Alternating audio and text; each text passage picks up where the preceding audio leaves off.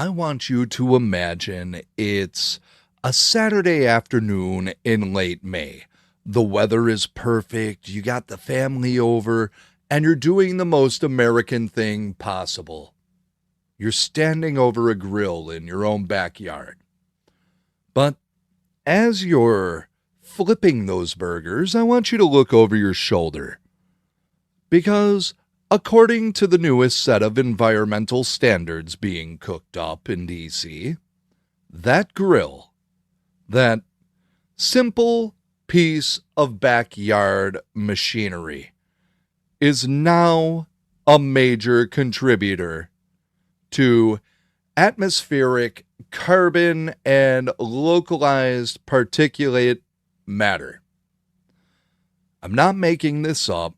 We're seeing a coordinated effort by the EPA and the radical environmental groups to regulate the emissions of residential outdoor cooking appliances. They've already come for your gas stoves. They've already come for your water heaters and your lawnmowers.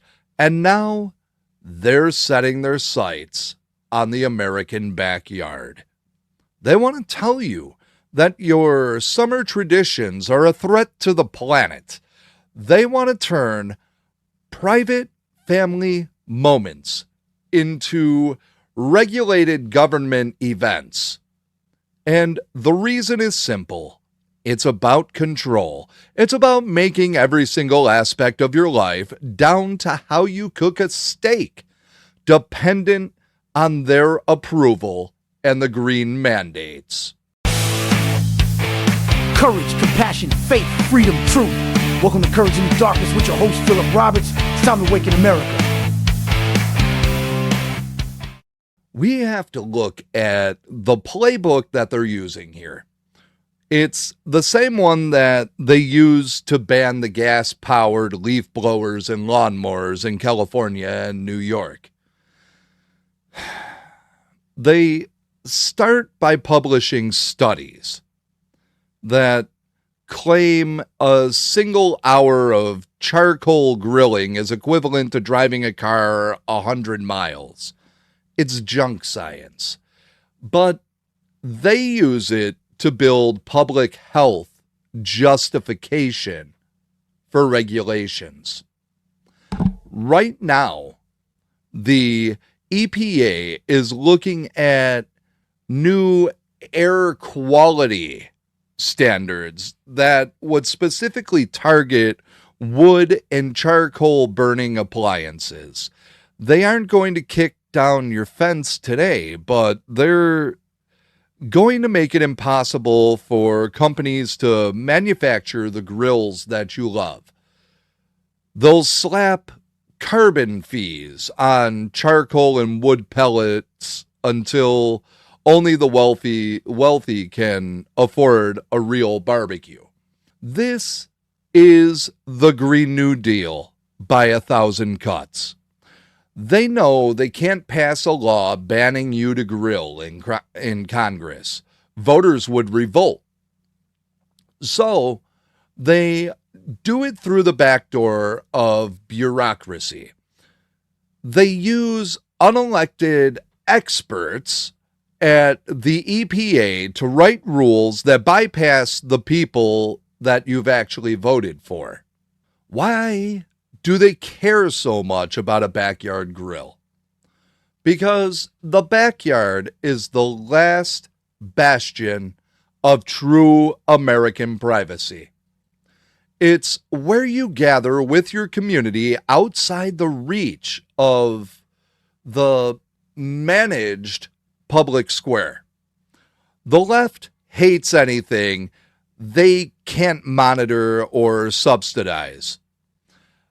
They want you using electric grills that are tied into a smart grid that they can throttle with, or when the energy demand is too high. They want you eating lab-grown meat.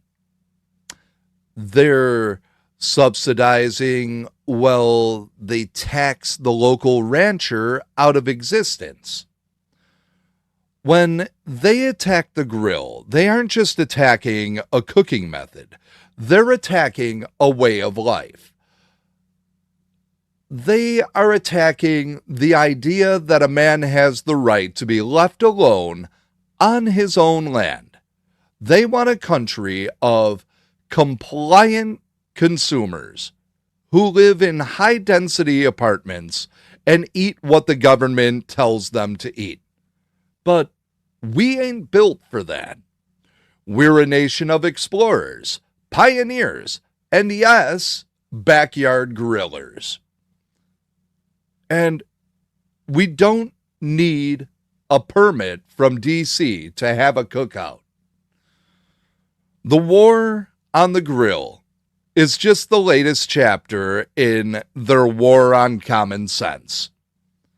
They'll call you a climate denier for wanting to use charcoal, and they'll call you selfish for wanting to keep your traditions. Let them. This summer, fly your flag, light your grill, don't apologize for living your life. The moment we start asking for permission to enjoy our own property is the moment we've already lost the republic. Stand your ground, keep your traditions, and let them know the American backyard is off limits. If you want a voice that isn't afraid to call out the bureaucratic insanity, then I'm asking you to stand with this network. We don't have corporate sponsors who are worried about their carbon footprint or their ESG scores. We have you. If you'd like to support the channel and keep the mission moving forward, go to titdusa.com and check out the Stand Against the Silence campaign and help us keep independent media alive. While you're on the site, check out our shop. We've got a massive collection of faith-based and political tee designs that actually mean something and show exactly where you stand. If you're already a subscriber, thank you from the bottom of my heart.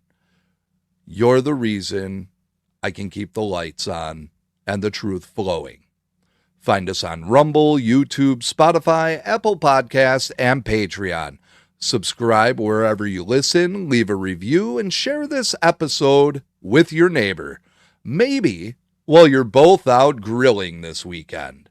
The silence they want from us, we refuse it every single week. Stand with us, support the mission, refuse the silence, and I'll see you next time.